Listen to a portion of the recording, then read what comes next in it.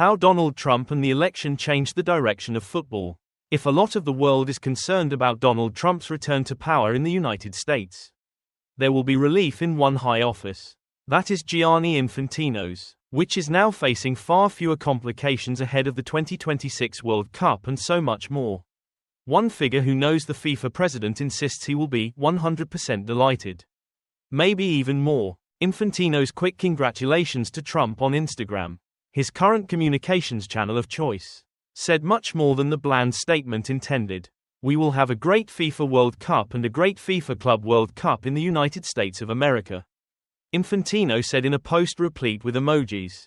Football unites the world. FIFA didn't necessarily feel that sentiment in the US. That is until now. They had already encountered a lot more issues with the Democratic Party, which held power when the FBI investigation into the body reached its peak in 2015. There is also a view they have largely locked FIFA out, in the words of one source, due to his very relationship with Trump. The effect on football feels minor amid much more serious global issues. But the impact of that relationship is far-reaching, and in turn affects football's influence on the world. The mechanics are detailed in this writer's new book, States of Play, which is available to order here. With both men first winning elections to their respective positions in 2016. There were immediate mutual interests and a meeting took place. Ego was of course at the center of much of this, as illustrated in one anecdote from those who worked with Infantino in his first days. The new FIFA president was excitedly telling staff about an invitation he had received from the White House. Only for one long-serving official to interject, "It's not the person.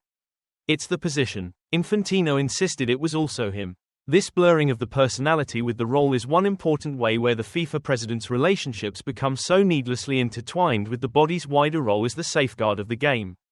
Trump and Infantino shared the first of many dinners together at no less a place than Davos, where the Swiss official is said to have truly realized the full scope of his role. The FIFA president attracted so much power. Infantino was from then on particularly keen to strengthen the friendship with a fair-weather football fan like Trump, and it led to other avenues. Crucially, Trump also encouraged a connection between Infantino and the then recently elevated Crown Prince of Saudi Arabia, Mohammed bin Salman. A lot of modern football stems from this nexus. The United States had long wanted to restage the World Cup after 1994, having been left reeling by Qatar's victory in the 2022 bid. Another former president, Bill Clinton, was visibly furious as he watched that result read out in Zurich in December 2010. One figure recalls being bustled out of the way by the Arkansan politician's security, as Clinton thundered by. While that fury fed into the FBI investigation into football, former U.S. soccer official Chuck Blazer even being collared by authorities near his base at Trump Tower in Manhattan, the first Trump administration was much more focused on it. Returning the World Cup to America for 2026 became a personal mission of the president's son-in-law, Jared Kushner. The vote was due to be held in Moscow on the eve of the 2018 World Cup, with the system having been reformed after the Russia-Qatar debacle, so all 203 eligible associations had a vote. A problem was the president's politics. A lot of countries were naturally offended by the Donald Trump travel ban, which targeted predominantly Muslim nations on the supposed justification of protecting the US from terrorism.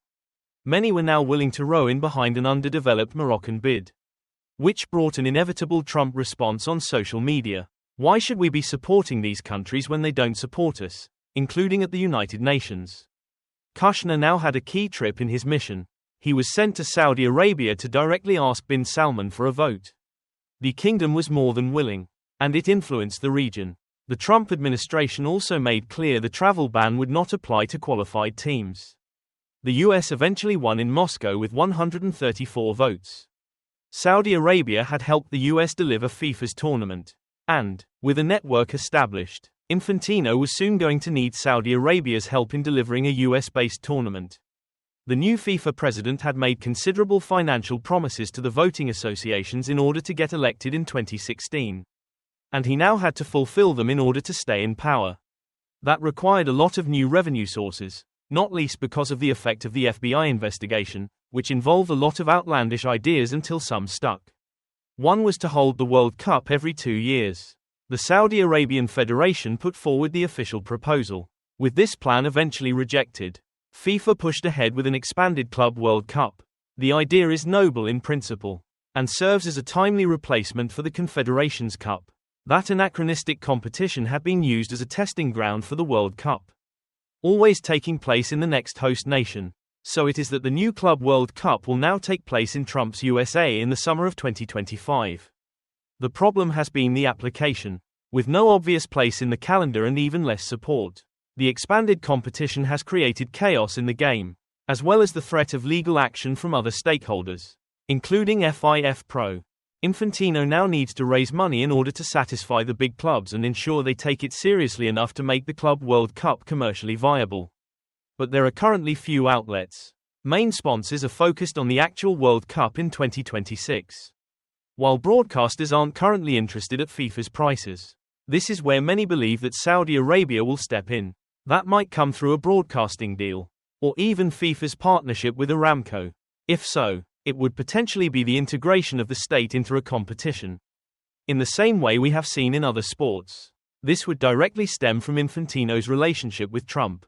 It's all the more important amid the pressure of trying to stage the 2026 World Cup. Things weren't exactly going smoothly under the Democratic administration, with host cities starting to complain about how FIFA has put considerable financial responsibility onto them. Infantino now has a man he would probably consider a friend in charge. Whatever happens, the direction of travel also points to the future of football. It will take place between the twin poles of New York and Riyadh, especially with the 2034 World Cup set to be awarded in December, with Saudi Arabia the only candidate in the vote. That, perhaps appropriately, is a curious form of democracy. It's a curious time for the world, and this will be felt especially in the game. Trump presidency could clear the way for peace deal in Gulf civil war, says Rory McIlroy. Rory McIlroy believes Donald Trump becoming U.S. president for the second time could help clear the way for a peace deal in Gulf civil war. The four-time major winner also said the potential involvement of Elon Musk, a supporter of Trump and the owner of social media platform X, Twitter, could speed up the process. Talks between the PGA Tour, DP World Tour and Saudi Arabia's Public Investment Fund, which bankrolls LIV Golf, have been continuing since the signing of a framework agreement in June 2023. McIlroy said in September that a 50-50 split between players on both sides and the U.S. Department of Justice, DOJ, represented the biggest obstacles to a deal, with the DOJ having already forced a non-solicitation clause to be removed from the framework agreement. However, the incoming president will be able to influence the priorities of the DOJ, and Trump has a close relationship with Saudi Arabia and LIV Golf, with several of their 54-hole events being staged at Trump-owned courses. Speaking in a press conference ahead of this week's Abu Dhabi HSBC Championship, McIlroy was asked if he would be surprised if a deal had already been completed, as was reported in a national newspaper at the weekend. "It's the first that I've heard of it," McIlroy said of the alleged deal. "I know, PGA Tour Commissioner, Jay Monahan, was in Saudi Arabia last week at the FI, the Future Investment Initiative Conference, and was having some meetings. I think I would have heard if there was. He's briefing the transaction committee tonight, so maybe some news comes out of that. But as far as I'm aware, I haven't heard a thing."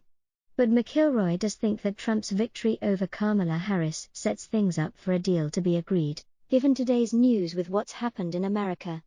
"I think that clears the way a little bit," McIlroy added.